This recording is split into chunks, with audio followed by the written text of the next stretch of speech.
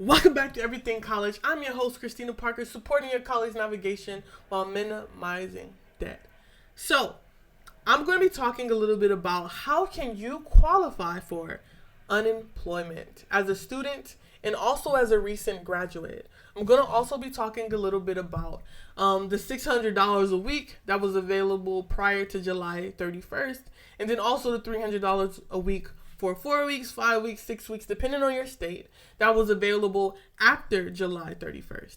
I'm going to be talking about if you are someone who just found out if you are qualified today but have lost their job either before July 31st or after July 31st, if you will be able to tap into those additional resources. And I'm going to give you all of the resources that I'm talking about in the description below. If you have any questions or you need any clarifications, please put that in the comments below. And if this is helpful information to you, please give it a thumbs up. And if it's not, give it a thumbs down so I know that I need to do better and provide you with better information. So this is honestly the 8th time that I've recorded this video. The last time it wasn't recording, and the other times something has just happened, but I really want to get this information out to y'all because I feel like it is super important. So prior to the CARES Act, students, independent contractors, and other people were not did not qualify for unemployment insurance. But because of the CARES Act, it expanded the qualifications to others, including students. So, how can you qualify for unemployment? So, students will qualify for benefits if they're unemployed. So, this means that you have to have had previous employment. So, let's say that you were the library technician, right, at your school, and the school closed down because of COVID-19, meaning that you lost your job, and despite being laid off, you would still be able to qualify for unemployment. Now, there's more qualifications to this that you need to meet, and we'll be talking about that a little later. Partially unemployed. So this means that a couple of things, right? Let's say that you're full-time employed and you lost half of your hours. So you're working 40 hours a week. Now you work 20 hours a week or 30 hours a week. And you're partially unemployed, which means that you now qualify for unemployment with additional reasons. And we'll be talking about that later as well.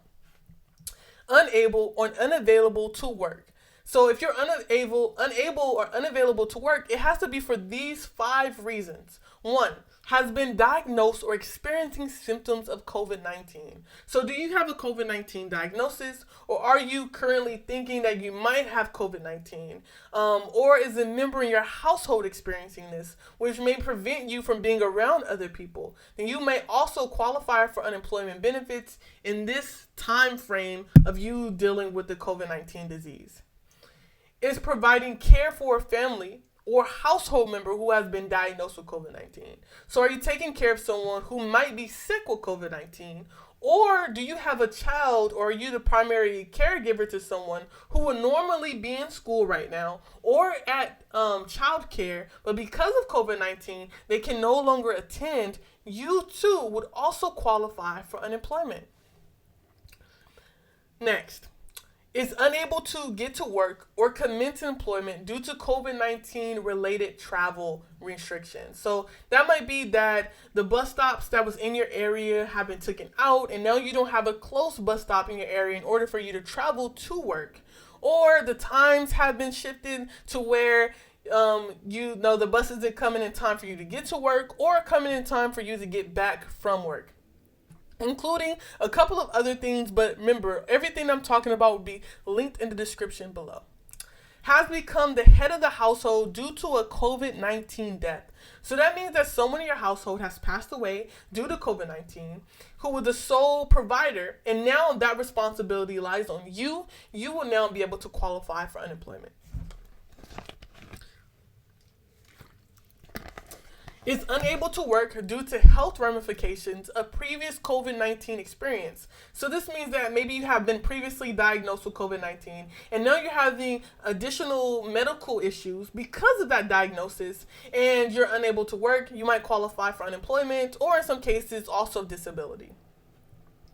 And when I say also, I do not mean you can tap into unemployment and disability at the same time. I mean that depending on the reason, you might tap into disability resources instead of unemployment. So, under the CARES Act provisions and DOL guidance, the following groups of students should now be eligible for UI benefits in all states if they are unemployed due to one of the criteria listed. So, students who were enrolled full-time and working part-time. So that means that you at your university were taking full-time classes and you were that library technician, right? Working part-time, you would qualify, right, if you have the additional reasons as listed above, right? Students who were enrolled part-time and working, but who did not earn enough to qualify for regular UI. So this means that you were going to school, you were working part-time, but you did not have or you did not meet the threshold to get regular unemployment benefits. And you might ask the question, Christina, what do you mean by regular unemployment benefits? Well, what I mean by regular unemployment benefits is that like if your job pays like a certain portion, and that will be able for you to tap into, and you will meet that threshold. This is for people who did not meet that threshold, right? So now you qualify and it's extended to you. So that's what I just mean by regular unemployment benefits compared to pandemic unemployment benefits. Students graduating in spring 2020 who lost a job during the semester due to a COVID-19, regardless of whether they had secured a post-graduation employment offer. So what does this mean? This means that someone who has graduated, right, and let's say that they lost their job because they graduated at their university, or they had a job at an outside source, and because of COVID-19, they also lost that employment opportunity. You will now still be able to qualify for unemployment despite no longer being a student.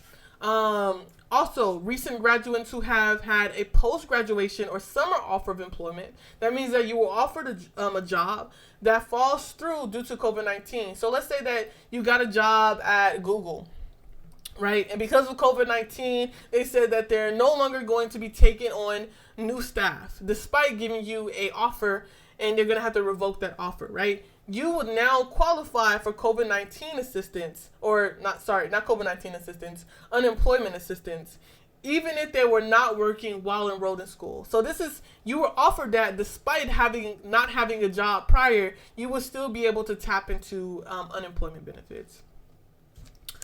If you haven't already, please go ahead, hit the subscribe button, like and comment. Let me know if you have any questions. We're going to start talking a little bit about if you will be able to tap into the prior resources if you just found out you qualify now.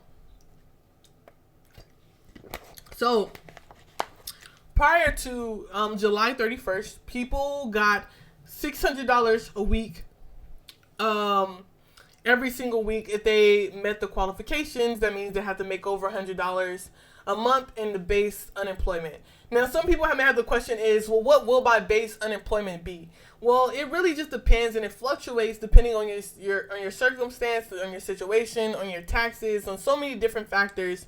So some people may make, I think the lowest is $40. I haven't met or heard of anyone making less than $40, but please correct me in the comments below if I'm wrong. $40 a week up until I know some people who make $600 a week, but in California, the average is between $40 to $400. So if you made over $100, then you would get the additional $600 a week, right? So if you just found out right now that you qualify for unemployment as a student, you can still backtrack all the way up until the first time you lost your job. So if you lost your job prior to July 31st, in that month, right, that $600 will start up until July 31st. Now, If you just found out you qualify now, but you lost your job after July 31st, then you may be able to tap into a benefit of the additional $300 that most states, not all states, opted into, which can be an additional 4 to 6 weeks depending on the state. In California, they got 6 weeks of additional $300 that ended in the middle of October. But I think that money was like the funding was absorbed, and I don't think there's additional funding there. So you might not be able to tap into that additional $300, but please do not quote me on this. If I find any resources to kind of answer that question, I will also put that in the description below as well. Now, you might ask the question of, well, my circumstance kind of sounds like this, but like, do I qualify or do I not qualify? Well, just let me ask the question below in the comments. You can DM me on my Instagram for Essential Students, or you can even send me an email and I will answer it to the best of my ability, or provide you with different resources for you to also be able to answer that question as well. Lastly, some people have asked me the question of, well, do you think that we're going to get an additional stimulus package, in particular unemployment benefits? Well, to be honest, yes. But when is the question. Right now, Congress is not meshing together, even though for the last 6 months, really for the last 4 months, it's been like, we're going to get one, we're going to get one, we're going to get one, we're going to get one. But nothing has happened besides failed negotiations. So it's up in the air. When we'll get it? Do I think that we will get it? Yes. How much will we get? What will be the qualifications for getting it? Is really up in the air, right? Right now, Georgia, we're really depending on Georgia to see if we're going to flip the House to make it Democratic, which means that it's more likely for a bigger stimulus package. It's more likely for the $600 to be reinstored for unemployment benefits, an extension to happen, and all these different things like that. Now, if the House isn't flipped, right, then, negotiations could still happen to where we could still get a stimulus package, but it might not be, as how it previously looked. There might be less money in unemployment.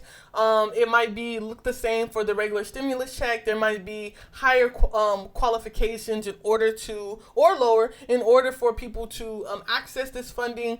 And the time frame for it to happen is really between a couple of weeks up until the middle of February.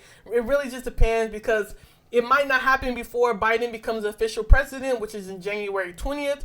And he might have to do an executive order. So there's just so many different factors that go into it. So no one can really tell you until we get confirmation that Republicans and Democrats are coming to an agreement and they finally passed the stimulus package. And so I would definitely keep y'all up to date on different news related to that, especially because conversations around loan forgiveness is happening. And I do really want to encourage you, all the students and potential students that are out there, to really pay attention to politics, because not only doesn't impact you as just a person, but also it provides you with different supports in your educational pursuits. And if you're not aware of these resources, then you cannot tap into these resources. I really do hope that this information was beneficial to you. Please give it a thumbs up. If you didn't like it, please give it a thumb down and let me know in the comments on how I can do better. Until next time, I hope you stay safe and stay studious.